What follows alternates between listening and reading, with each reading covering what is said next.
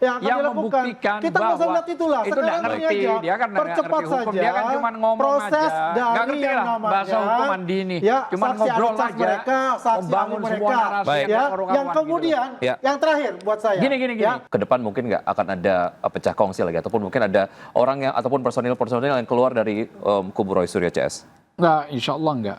Apa yang membuat Anda kemudian begitu yakin? Ya karena itu hanya biasalah sempalan-sempalan kecil yang disampaikan kan, yang satu ingin begini, yang satu ingin begitu. Saya kira insya Allah enggak satu.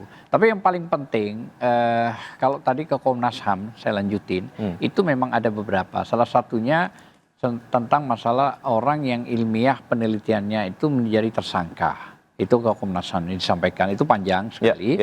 Ya, terus selain daripada itu, 3 orang ini ya. Terus selain daripada itu, yang namanya Ketua Komnas HAM Bu Anis Hidayah, itu mengatakan pada 2 gelar perkara baik di Mabes maupun di Polda, itu tidak pernah hadir. Sehingga tidak fair. Baik Mabes maupun Polda. Itu juga sudah menjadi catatan lagi ya? Iya, itu pentingnya di situ. Nah, kalau soal masalah pecah kongsi itu nggak ada. Baik, artinya tidak ada lagi personil dari kubu Anda yang tergoda SP3 ya? Sementara ini nggak ada. Oke, baik. Benang merahnya apa yang bisa di-highlight terkait dengan ini, Pandi? kita lihat aja nanti hari Kamis kan ada yang diperiksa di klaster 1 itu ya. Seperti apa kan hasilnya bagaimana. Berarti Anda masih melihat ada possibility pecah kongsi ini? Possibility itu jelas masih ada untuk menurut saya. Apa kan? yang membuat Anda begitu yakin? Klaster 1, klaster 2 ini kan sesuatu kolom yang berbeda gitu. Ya, kalau klaster 1 itu kan memang dipelopori oleh ketua umumnya Egy Sujana. Sementara Egy Sujana ini sudah dapat restoratif justice dan SP3 itu. Ya, yang saya katakan tadi seperti anak ayam kehilangan induknya kan gitu. Ya, itu bisa saja itu akan terjadi seperti itu. Walaupun misalnya itu tidak terjadi, no problem buat kita, karena memang juga kita itu bagaimana nanti di pengadilan untuk bisa menyelesaikan semua di ruang publik itu gitu. Jadi tidak ada lagi narasi-narasi ya yang ingin menggiring publik terhadap opini-opini mereka gitu ke depan. Nah, jadi intinya adalah ijazah Pak Jokowi itu asli, yang dituduhkan mereka palsu itu adalah asumsi dan jangan apa yang kemudian menjadi trigger hal ini? Apakah memang dari kubu Roy Suryo mulai tidak yakin bahwa ijazah Jokowi itu palsu? Ya kita lihat saja, Bang Egy kan juga kenapa dia katakan, walaupun dia tidak mengatakan wah ijazahnya itu berhubungan ijazah dan apa, gestur dan mimik itu kan sudah menjelaskan gitu kan. Semua juga mengacu pada gesturnya Bang Egy mengatakan ya nggak perlu bicara soal masalah ijazah karena itu mungkin nggak jelas. Dia bilang gitu. Gesturnya begitu gitu lah. Kan itu kan Andi yang ngomong gitu biasa lah. Gitu. Apa yang coba kemudian Anda sampaikan kepada kubu bahwa ke depan udah nggak ada lagi nih yang namanya pecah kongsi atau mungkin konsolidasi yang dilakukan gitu? Ya nanti kan ada pertemuan semua, ya kan. Terutama kalau yang kita memang kalau yang Tifa kita enggak ya di kelompok ASA ya, tapi yang Rismon sama Roy dan yang Rizal Fadila, Kurnia dan Rustam di kita. Kan ada bagian-bagiannya gitu loh, termasuk yang kalau yang 2 orang ini kan yang sudah kabur lah istilahnya, loncat lah sudah, jadi nggak perlu lagi dipersoalkan. Walaupun nanti akan dipertimbangkan banyak hal. Tapi yang ada ini sekarang semua akan menjadi satu. Ini kan begini, sebenarnya ini perjuangan soal masalah penegakan hukum, keadilan, kebenaran. Ya artinya secara objektivitas kita sampaikan kepada publik kan begitu. Bahwa ini loh, kalau memang nanti sampai masuk di persidangan, saya minta semua objektif, terutama di JPU ya, dan hakim gitu loh ya, dalam konteks ini. Tapi jangan menutup-nutupi, biarkan saja itu. Nah, pertanyaannya bagaimana dengan hakim? Anda meragukan objektivitas penegakan hukum di Indonesia? Iya dong.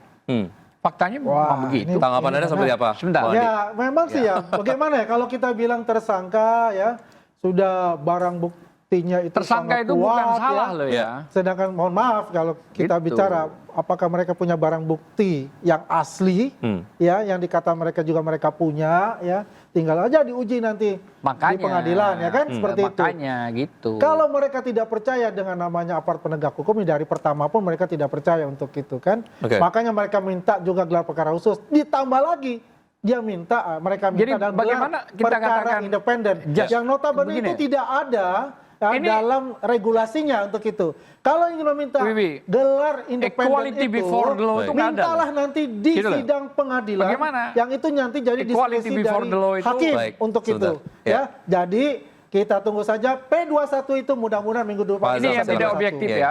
Saya katakan equality before the law itu nggak bisa dibantah oleh Polda. Silakan bantah Polda, jangan cuma dirmumnya, suruh Kapoldanya membantah bahwa proses masalah pemeriksaan ahli dan adecat tidak ada belum, ya kan? Dan tidak ada apa yang berarti kita belum. ajukan formalnya itu tidak dijawab untuk minta independen ke Lab Forkrim tentang masalah ijazah ke BRIN maupun UI. Nggak dijawab. Itu yang saya maksud, bahwa equality before the law ditabrak. Harusnya kalau mau fair, mereka ini alat negara untuk kepentingan rakyat. Apalagi mau ada reformasi. Bagaimana bentuk reformasi kalau ini tidak fair melakukannya? Jadi- Tahu-tahu berkas itu Bang Andi, dikirim. Ini, silakan. ini Nah, menarik ini ya. masalah Kan kalau gitu dia loh. Nah, kalau Andi kan nggak ngerti hukum. untuk meminta Dia ini yang nggak ngerti namanya hukum. Dia hanya laboratorium bicara forensik doang, independen, sedangkan regulasinya tidak ada. Begini. Ibaratnya gini, udah Begini, dikasih begini. hati gelar perkara khusus, sekarang dia minta jantung untuk itu.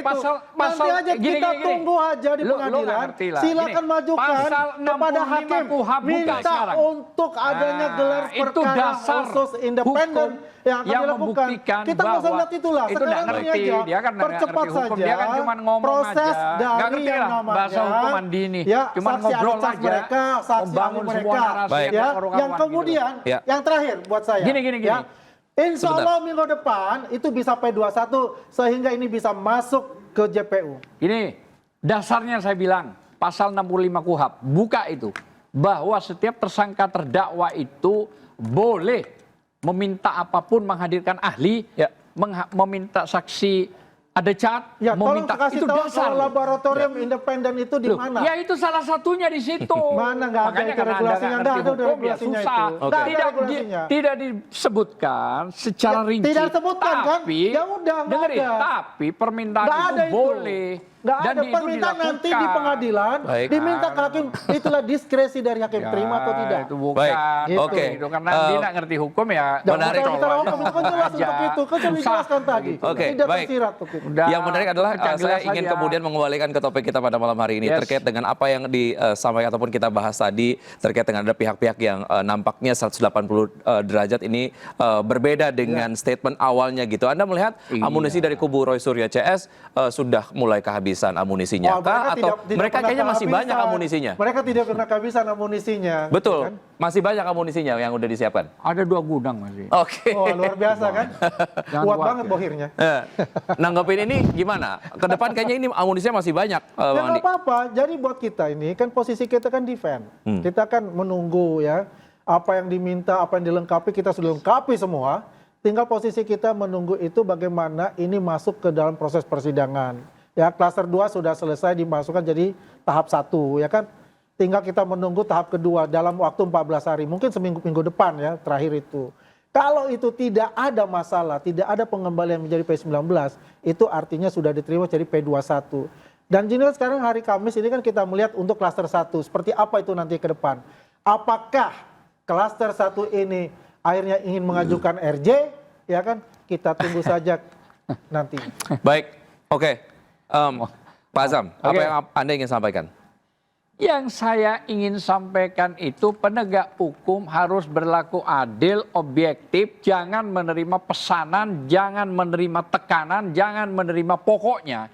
Karena satu hal di agama saya CCTV Allah itu melihat, CCTV Allah itu sampai masa hisab. Hati-hati soal begitu. Karena saya melihat fakta yang sudah saya sampaikan, soal masalah itu aja enggak. Gitu loh. Artinya tidak ada pemeriksaan ahli, tidak ada pemeriksaan adecat, masih belum bergulir, sudah dikirim ke kejaksaan. Itu maksud saya. Saya kira itu aja. Oke, Anda apa yang ingin Anda sampaikan di closing statement Anda kali ini? Jadi saya apa yang dilakukan oleh Polda Metro Jaya sebagai aparat penegak hukum yang menangani kasus ijazah asli yang dituduhkan palsu oleh Roy dan kawan-kawan itu sudah on the track ya. Tinggal bagaimana coba kita lihat mereka dengan 6 tahun ke atas itu mereka tidak ditahan ya kan. Itu adalah diskresi dari Polda Metro Jaya. Yang jelas apa yang telah Ya, orang dilakukan barangnya Polda nggak Metro Jaya jelas ya sudah on the bagaimana? track dan Ya. kita tunggu saja di pengadilan nanti dan P21 itu dapat dilaksanakan Baik. oleh JPU dengan sebaik-baiknya.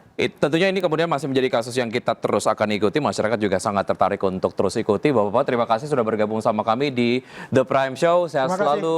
Dan pemirsa, KPK tetapkan Bupati Pati Sudewo tersangka kasus jual beli jabatan. Informasinya usai jeda berikut, tetap bersama kami.